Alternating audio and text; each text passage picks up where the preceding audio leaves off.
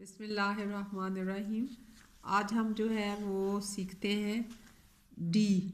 D जो है वो अपर केस डी जो है एक सीधी लाइन लगा के एक हाफ दायरा बनाएं तो ये बन जाएगा डी। और जो लोअर केस डी है उसमें आप सीधी लाइन लगाएं और उल्टे हाथ छोटा दायरा बनाएं तो ये बन जाएगा डी। डी जो है उसमें उर्दू में जो है उसका मुतबादिल लफ्ज़ है डाल।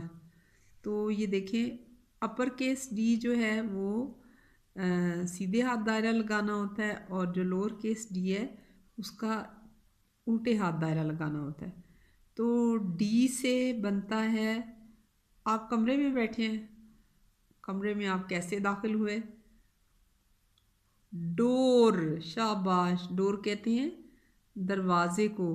ये हमने लिखा D O O R, door. Door कहते हैं दरवाज़ा, दाल रे वाओ अलिफ साल हे।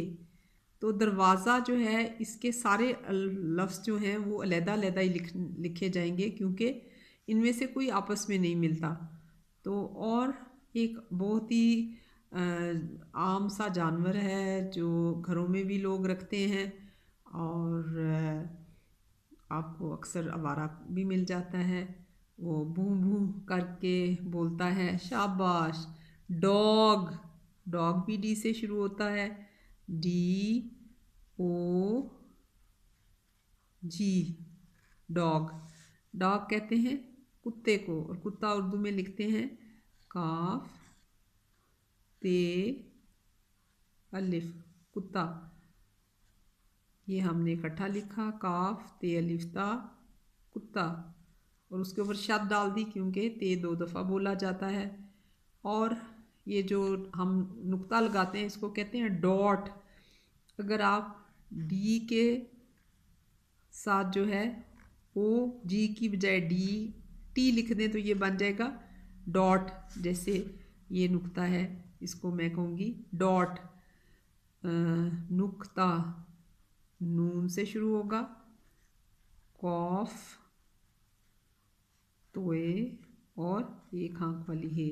और अगर मैं इनको मिला के लिखूँ तो ये बन जाएगा नुक्ता, नुक्ता। तो आज हमने 3 लफ्ज़ सीखे, डोर दरवाज़ा, डॉग कुत्ता, डॉट नुक्ता। और अगर खाली डू,